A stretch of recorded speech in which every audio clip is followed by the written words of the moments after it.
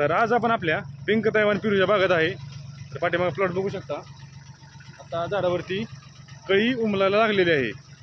एक 10-20% कळी उमलत आहे आणि झाडावरती कळी बऱ्यापैकी दिसत आहे.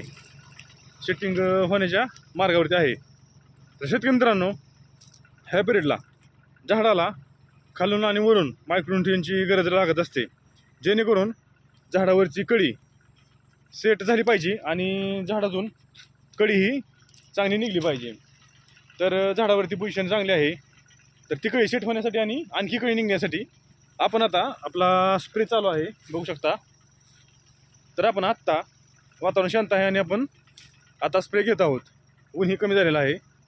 तर ऊन जास्त असताना मायक्रोन्यूट्रियनचा स्प्रे टाळावा, जेणेकरून फळावरती जर आपले फळ सेटिंग झाले असेल, एक 30-40 ग्रॅमचं फळ झालं असेल, तर फॉर्म लावायच्या अगोदर जर आपण मायक्रोन्यूट्रियनचे स्प्रे घेत असेल, सिलेटेडमध्ये असेल किंवा वॉटर सोल्युबल कोणतेही मायक्रोन्यूट्रियन असेल, तर ते वरून स्प्रे घेत असताना आपण एकतर झाडावरती थंडीच्या दिवसात पाणी साचलेलं असतं, दैवार पडलेलं असतं, तर आपण धुके म्हणू शकतो त्याला.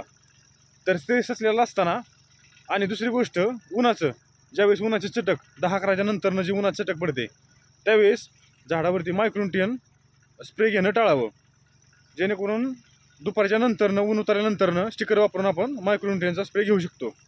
तर ते मायक्रोन्यूट्रियन जर उन्हाचं आणि धुक्यात जर घेतलं तर झाडावरती आणि फळावरती स्कॉर्चिंग येऊ शकतं.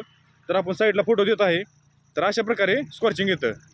तर आपण आता मायक्रोन्यूट्रियन त्यात बुरशीनाशक घेतलेलं आहे M45 आणि त्यात आलिका घेतलेला आहे कीटकनाशक, जेणेकरून थंडीच्या दिवसात असं बघू शकता फळावरती आणि झाडावरती पांढरी माशी, घोंगान हे त्रास देत असतं. तर फळावरती आणि कळीवरती कोणताही डाग येऊ नये त्यासाठी आपण हे स्प्रे घेत आहोत. तर आता आपण ब्लोअरच्या साहाय्याने तर चला स्प्रे व्यवस्थित मारून घेऊ.